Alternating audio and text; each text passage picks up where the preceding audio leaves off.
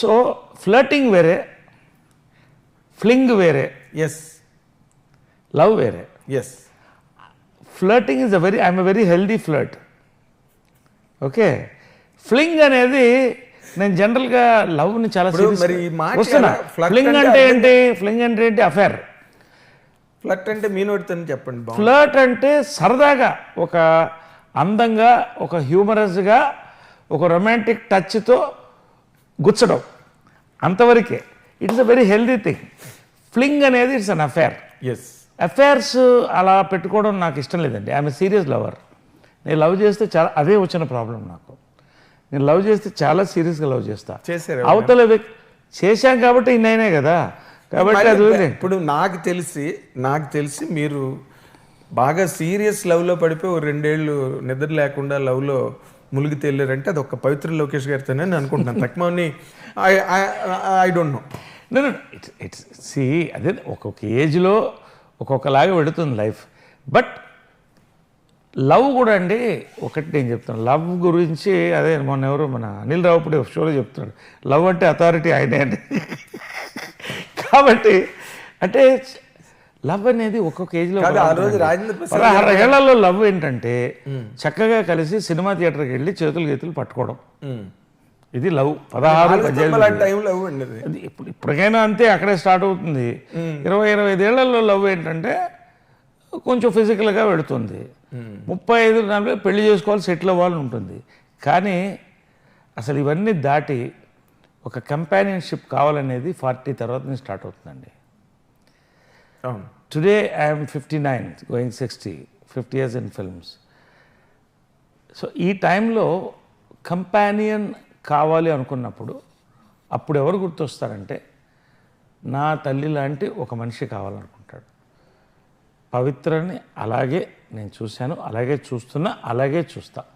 So నిజమైన love నాకు అందుకోవడానికి 60 ఏళ్ళు పట్టింది. బా బా what a long wait. It is అదే చెప్పాను కదా, ఇట్ ఈస్. మిమ్మల్ని ఇంకో మాట అడగాలి. నేను many times I failed in love అని చెప్పారు. దానికి మీరు కారణమా, అవతల వాళ్ళ కారణం అండి? అదే చెప్తున్నా కదా. ఇప్పుడు ఒకరిని బ్లేమ్ చేయడం నాకు ఇష్టం లేదు. వాళ్ళదే తప్పు కావచ్చు, నాది తప్పు కావచ్చు. బ్లేమ్ పార్ట్ కాదు, బ్లేమ్. నేనేమంటానంటే, సి తప్పు కాదు అన్నం కంటే కంపాషబిలిటీ అండి. నువ్వు నా దగ్గర ఏం కోరుకుంటున్నావు, నేను నీ దగ్గర ఏం కోరుకుంటున్నా. కృష్ణ గారు, విజయమ్మ గారు లవ్ సక్సెస్ ఏంటో చెప్పండి. మీరు చెప్పండి.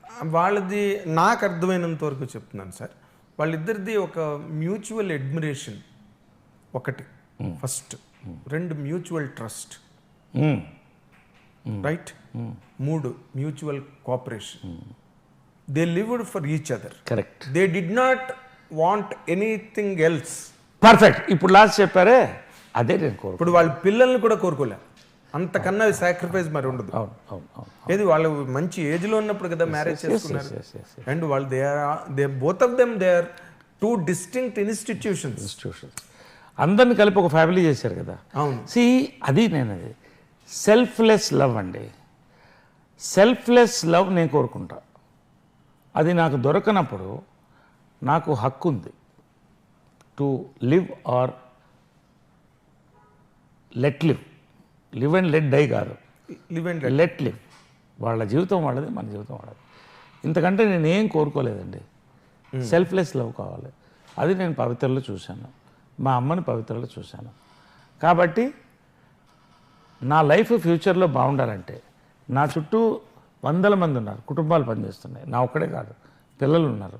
వీళ్ళందరూ బాగుండాలంటే నేను సేఫ్గా ఉండాలి, నేను కంపాషబుల్ వ్యక్తితో ఉండాలి, సెల్ఫ్లెస్గా ఈ ప్రేమ ఉండాలి. ఇది అంతే. తర్వాత ఇంకొక ముఖ్యమైన పాయింట్ సార్, మీ జీవితంలో కృష్ణ గారు, విజయ నిర్మల్ గారు వాళ్ళిద్దరూ భార్యాభర్తలు అవడం ఒక పాయింట్ అయితే, ఈ ఇంటికి పెద్దలు, మీకు తల్లి తండ్రి స్థానం వాళ్ళిద్దరిది. మీకు కృష్ణ గారితో ఎటువంటి రిలేషన్ ఉండేది సార్? ఇప్పుడు relation in the sense interaction, concern. ఇందాక మీరు చెప్పారు లవ్ స్టోరీకి ఆయనే అడిగి మరి. నిజంగా ఈజ్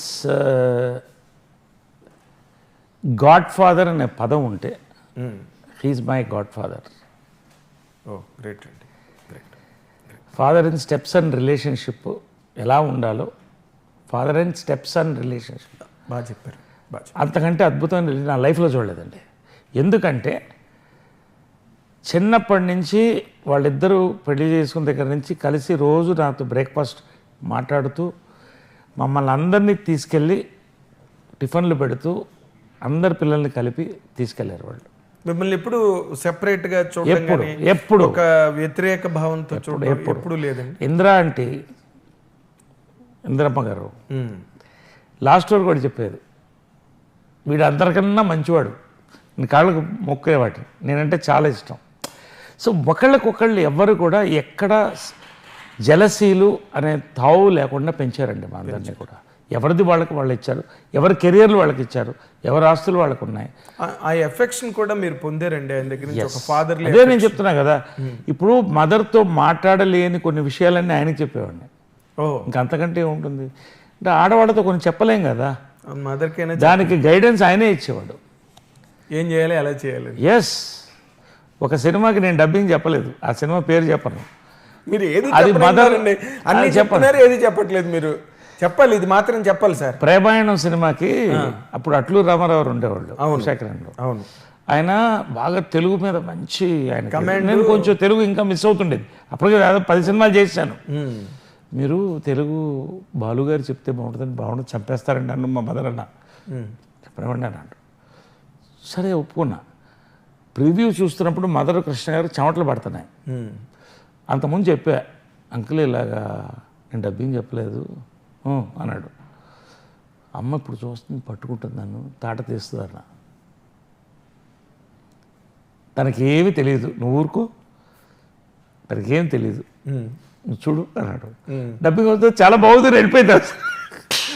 అంటే ఆమెను అంత స్టడీ చేసింది ఆయనే, నేను కూడా కాదు.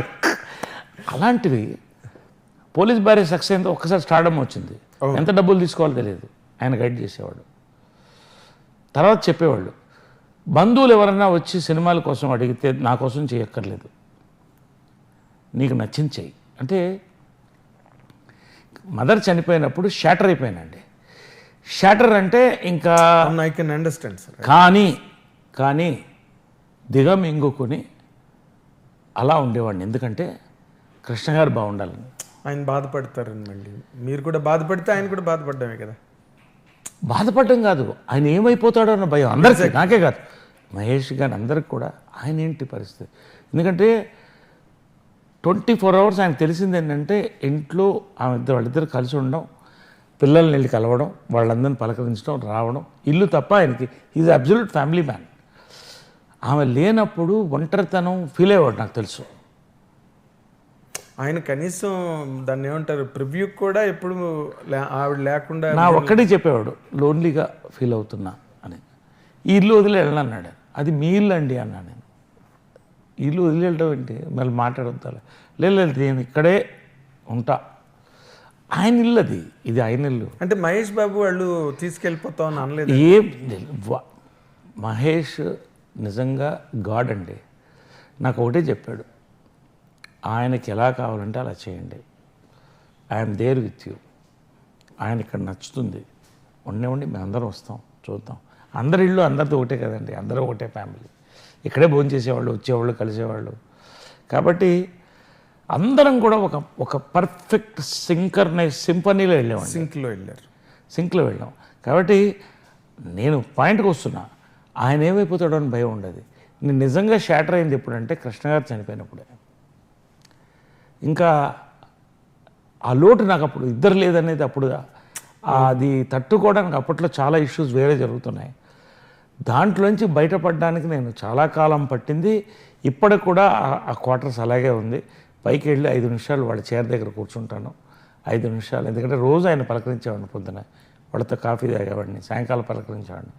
ఇప్పటికీ వాళ్ళ ఫ్రేగ్రెన్స్ ఆ రూమ్లో ఉంటుంది. ఆయన వాళ్ళ కారు బెంజ్, ఆ ఫ్రేగ్రెన్స్ అలా ఉంటుంది. I enjoy all that. ఇంకా వాళ్ళ ఆత్మలు ఉన్నాయని నమ్ముతున్నాం. I know how much Mahesh should be missing. ఆ రోజు ఫస్ట్ టైం గుంటూరు కారం సినిమా దీంట్లో he was in tears. Mahesh ఎప్పుడు చూడాలి. మా నాన్నగారు లేరు, లేకపోతే ఫాదర్ అంటే ఇక సర్వస్వం, గాడ్ మహేష్కి. ఎలా ప్రేమిస్తాడో నాకు తెలుసు మహేష్. కానీ చాలా విచిత్రం. ప్రతిదీ ఆయనకి ఏం కావాలో చూసేవాడు, ప్రతిదీ ఆయన అడ్వైస్ ఇచ్చేవాడు అందరికీ. లాస్ట్ కూతురు ప్రియా దాకా కూడా నాకు ఎవరిని తక్కువ చూడకుండా ఎక్కువ చూడకుండా సమానంగా చూసాడు. కృష్ణ గారు ఇంక్లూడింగ్ ఇంద్రాంటితో సహా అందరం కలిసి ఒక కుటుంబం. ఇలా ఉంటే చాలండి, ఇంకా అది చెడకుండా ఉంటే చాలు మాకు. అదే రెండో కృష్ణుడు. ఆయన నాటకాల్లో రెండో కృష్ణుడు వచ్చాడంటారు చూడండి, అట్లా రెండో కృష్ణ గారు మీరు చెప్పిన దాని ప్రకారం మహేష్ బాబు. ఎస్. సో మహేష్కి it is his film, family, పిల్లలు, బ్యూటిఫుల్ లైఫ్ అండి. అది రియలీ ఆ లైఫ్ అందరికీ రావాలని కోరుకుంటారు. I love Mahesh. You know the value so much. Value మీకే ఎక్కువ తెలుస్తుంది. సో నాకు ఆ గౌరవం ఇస్తారు. మేము అందరం కలిసి ఉంటాం, అందరం అభిమానిస్తాం ఒకరినొకరిను. There is no false relationships. అలా ఉంటే ఈ తరం వరకు మాకు గడిచిపోతే చాలు.